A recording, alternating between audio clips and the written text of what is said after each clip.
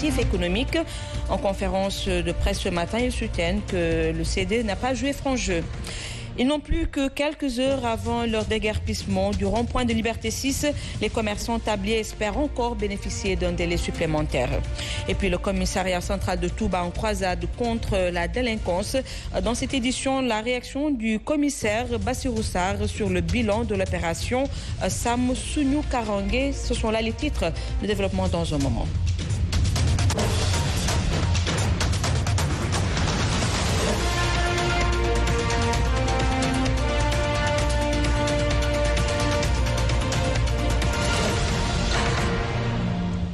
Merci de choisir la Sen TV pour vous informer. Evelyne Mondjouba, les ex-travailleurs du consortium d'entreprises licenciés comptent traîner devant le tribunal du travail leur ex-employeur.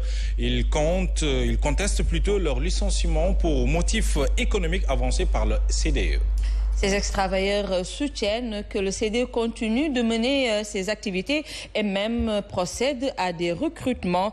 C'est au siège de l'OGTS, Organisation Générale des Travailleurs du Sénégal, que ces ex-travailleurs ont rencontré la presse. C'était en présence d'Abdoulaziz Sow.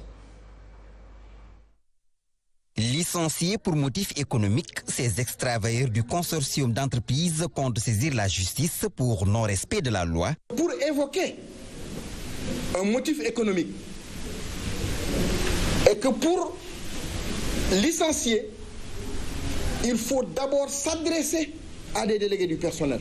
Le mandat des délégués du personnel est expiré depuis février 2018. La direction de CDE s'est donné des interlocuteurs illégaux. Le processus est donc biaisé, soutiennent ces travailleurs. Selon eux, la question relative à l'ancienneté n'est pas respectée. Pour que un licenciement pour motif économique soit régulier, légal, il faut un ordre de licenciement.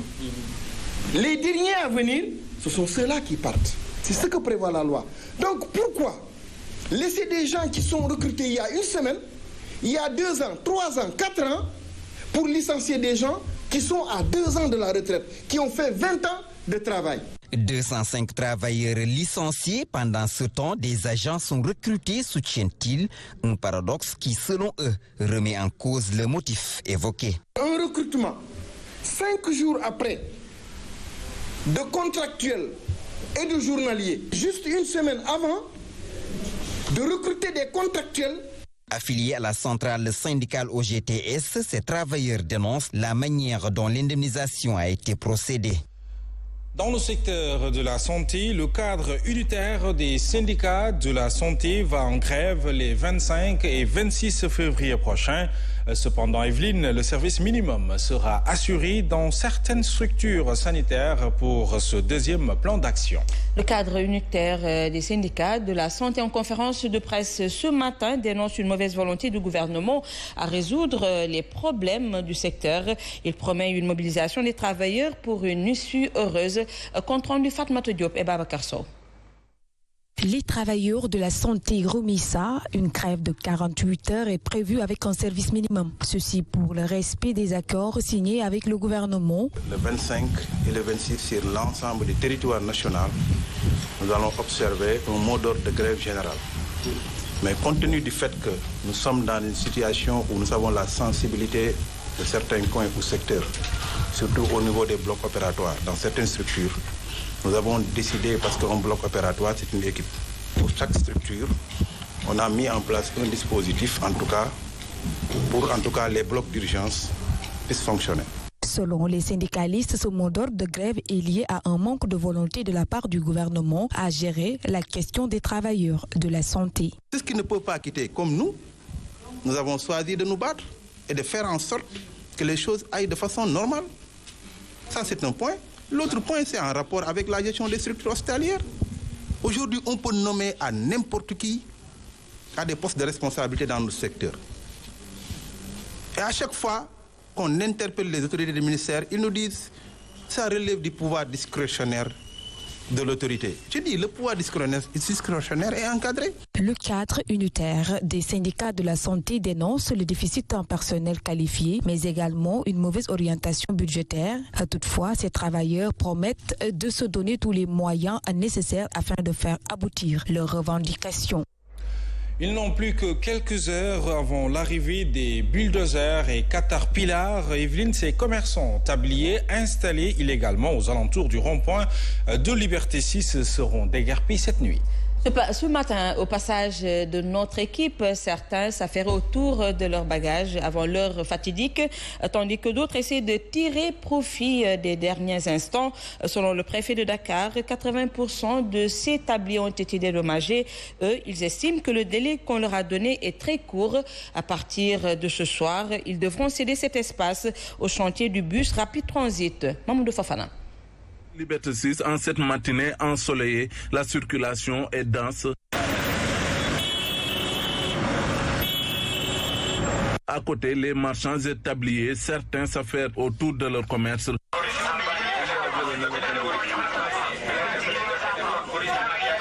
Pour d'autres, on plie tout bonnement bagages. Moi qui te parle, j'ai déjà préparé mes bagages parce que sinon je risque de les perdre quand il y a un attroupement. Ils doivent déguerpir pour laisser la place au projet du bus transit rapide. Ça râle dans tous les sens. Nous tous nous venons ici à la recherche de la dépense quotidienne. C'est un travail noble que nous menons. C'est la raison pour laquelle ils ne devaient même pas penser quand même à nous demander de quitter les lieux. Les indemnisations et un délai court à l'origine également de leur cours.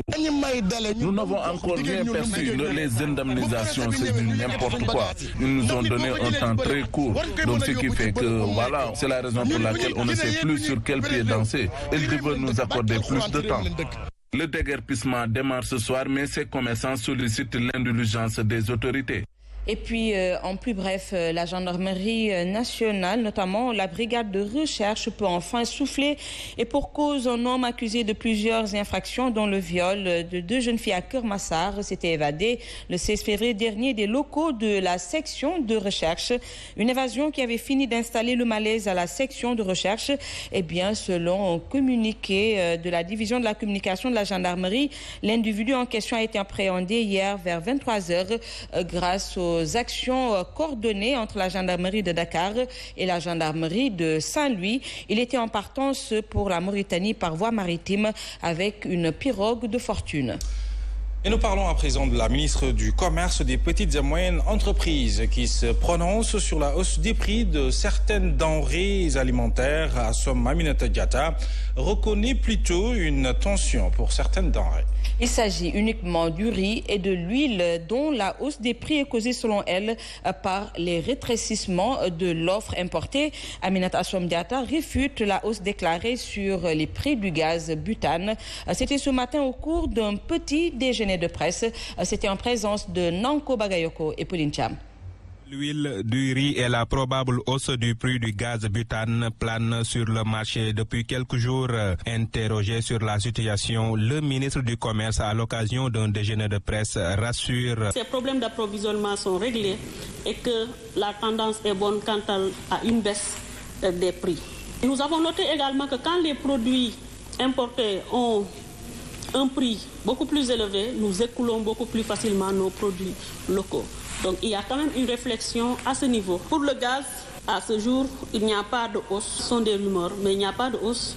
Je pense que les entreprises sont confrontées à certaines difficultés et les autorités sont en train de prendre les dispositions. En outre, le ministre du Commerce invite les petites et moyennes entreprises sénégalaises à investir davantage le marché national avant de faire focus sur les exportations. Ce que nous sommes en train de faire, c'est de faire en sorte qu'il y ait une connectivité entre les différentes localités. C'est ce qui va nous permettre d'offrir aux consommateurs des produits à moindre coût. Si nos acteurs ne peuvent pas véritablement faire du commerce sur l'ensemble du territoire national, il leur sera difficile d'être des champions sur le commerce au niveau international. Par ailleurs, Aminata Assom Diatta s'engage pour l'application des recommandations formulées par la Cour des comptes à l'endroit de 2 directions de son ministère. Nanko Bagayoko, merci. Et puis un groupe d'investisseurs japonais séjourne au Sénégal. Evelyne, des investisseurs qui ont visité ce matin le parc du domaine industriel de Diamniadio. Accompagnés du vice-ministre parlementaire chargé des affaires étrangères, ces investisseurs japonais au nombre de 50 sont intéressés par les possibilités qu'offre notre pays. Ils souhaitent disposer d'une zone économique spéciale. C'est ce que nous disent Cheikh Ahmed Tidiane Seck et Abibia. Une délégation japonaise constituée d'une 50aine d'hommes d'affaires publics et privés a visité le parc industriel de Diamniadio. Le vice-ministre parlementaire chargé des affaires étrangères et le chef de la mission. Cela signifie que nous intéressons à la potentialité de la croissance du Sénégal. Pour faire un business, pour faire des affaires, il faut d'abord aménager l'environnement pour le business. Après s'être convaincus des opportunités d'affaires qui s'offrent aux parties japonaises et sénégalaises, les entrepreneurs japonais ont exprimé le besoin d'ériger une zone économique qui leur est spécialement dédiée. C'est ainsi que le Japon, à ce que nous avons compris, a quasiment décidé de venir investir au Sénégal et même de pouvoir faire une zone, disons, économique spéciale pour les entreprises japonaises. C'est également, les Japonais sont bien évidemment leaders dans la haute technologie, que ce soit dans la télévision, que ce soit dans la téléphonie même, que ce soit également dans le montage des véhicules. Nous avons évoqué ces domaines. Mais il y a d'autres domaines au niveau de l'agroalimentaire qui sont intéressants et également de la construction. En tout cas, les entreprises japonaises qui étaient là sont dans multiples branches d'activité. Avec la formule du guichet unique adoptée depuis quelque temps par les autorités sénégalaises des ressources humaines qualifiées, le Sénégal peut bien présenter un bon profil pour les investisseurs étrangers.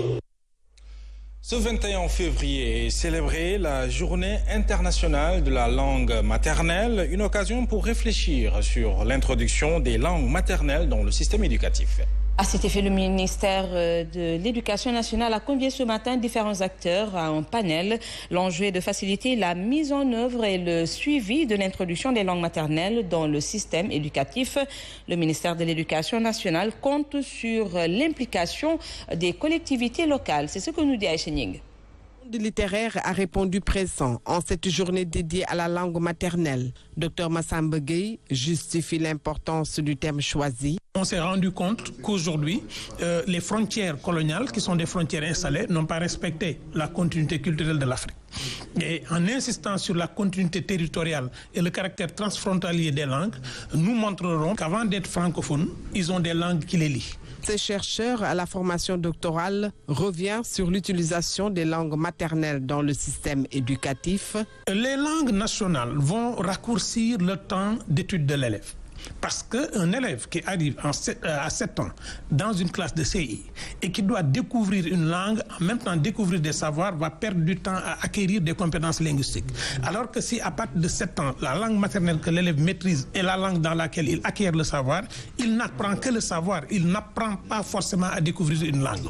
C'est cela qui va être important. Quelle langue choisir à ce moment? Beaucoup de langues, mais il y a un accord global qu'il faut trouver sur quelle langue enseigner dans quelle zone. L'essentiel, c'est que ces langues-là soient des langues parlées et partagées. Il faut une langue assez proche de notre univers.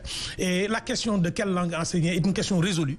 Il faut des langues focus sur des régions, mais des langues qui traversent tout le pays. Selon Dr Massamba Gueye, la question est de savoir quel Sénégalais nous voulons demain qui fera face à la mondialisation. Parlons à présent du 6e atelier de clôture du dispositif de validation des acquis de l'expérience. Evelyne, le Sénégal veut aller à un niveau supérieur avec l'adoption des textes réglementaires. Le dispositif de mise en œuvre du VAE a été lancé en 2018. Il va permettre aux nombreux travailleurs expérimentés sans qualification de disposer d'un diplôme certifié à la suite d'une formation. La première cohorte composée de 15 travailleurs a reçu ce matin ces diplômes. La validation des acquis de l'expérience est un projet appuyé par le Conservatoire national des arts et des métiers de France. Younoussa Baldé. Nombreux dans les entreprises, les hommes et les femmes qui sont très expérimentés, mais sans qualification professionnelle. Des gens, des travailleurs qui ont acquis beaucoup d'expérience, mais malheureusement qui n'ont pas eu de diplôme, ou bien parfois qui n'ont pas été à l'école et qui ont des compétences avérées. Et c'est pourquoi nous avons dit que la VAE est la bienvenue. Depuis 2018, le Sénégal, appuyé par le Conservatoire national des arts et des métiers de France, travaille sur la mise en œuvre d'un dispositif national de validation des acquis de l'expérience appelé VAE. Ce 6e atelier clôture ainsi le processus. Il y avait plusieurs ateliers, dont des ateliers pour le cadre législatif où les textes ont beaucoup avancé. Maintenant, on va passer à... on va accélérer, on va dire, pour que les textes réglementaires et législatifs soient définitivement adoptés au niveau du gouvernement et au niveau de l'Assemblée nationale. Le Sénégal veut mettre en place un hub de formation innovante pour permettre à certaines personnes d'avoir une certification professionnelle. Mais qui ont des compétences avérées, de pouvoir franchir le pas et avoir cette attestation ou ce diplôme dans le cadre de leur promotion personnelle individuelle. Dans le cadre de ce projet, nous avons apporté... l'expertise qu'a le Conservatoire national des arts et métiers dans le domaine de la VAE. Les 15 premiers candidats de la VAE ont reçu leur attestation. Ils seront des conseillers dans le domaine de la validation des acquis de l'expérience. Et puis le bilan de l'opération Sàmm Sunu Karange initiée par le commissariat spécial de Touba. Le dernier trimestre de l'année 2020 est marqué par des cas de cambriolage, d'agression et de violence de toutes sortes. Une insécurité qui avait fini par apeurer la population. Sàmm Sunu Karange est donc une réponse à cette insécurité. C'est ce que nous dit le commissaire divisionnaire du commissariat spécial de Touba que je vous propose de suivre. A procédé au lancement du plan d'opération dénommé Sàmm Sunu Karange 1 les 20 et 21 janvier 2020 au commissariat spécial de Touba et au commissariat urbain de Mbacké. Ainsi, les résultats ont été enregistrés. 1039 personnes ont été interpellées, dont 741 personnes pour vérification d'identité. La quantité de drogue saisie, 9 kg 375, 52 cornets, 6 joints. Bétail retrouvé, parce qu'il y a eu des vols de bétail. 8 moutons ont été retrouvés. Interpellation du nommé Modou Awa Balla Seck, qui serait le cerveau de la bande qui avait attaqué la station ex-Elton de Mbacké. Une bande de 6 personnes qui s'activaient dans le vol de téléphones portables et d'écrans de plan ont été conduites au parquet pour association de malfaiteurs, vol en réunion commis la nuit avec effraction. Après Touba, Evelyne, allons à prison à Tivaouane, où la brigade spéciale d'hygiène a saisi 6 tonnes de produits impropres à la consommation pour une valeur de 3 millions de francs CFA. Un résultat qui a valu à la brigade de Tivaouane de recevoir la visite du tout nouveau chef de la brigade régionale de l'hygiène de Thiès, qui lui a réservé sa première sortie. Le capitaine Idrissa Ndiaye invite ses agents à redoubler de vigilance, mais surtout à s'impliquer davantage dans les journées mensuelles d'assainissement. Le compte-rendu de Simon Faye. Brigade régionale de l'hygiène de Thiès depuis peu, le capitaine Idrissa Ndiaye a réservé sa première sortie sur le terrain à la brigade spéciale de Tivaouane qui a mis la main sur une importante quantité de produits impropres à la consommation. Si on peut l'évaluer, c'est à peu près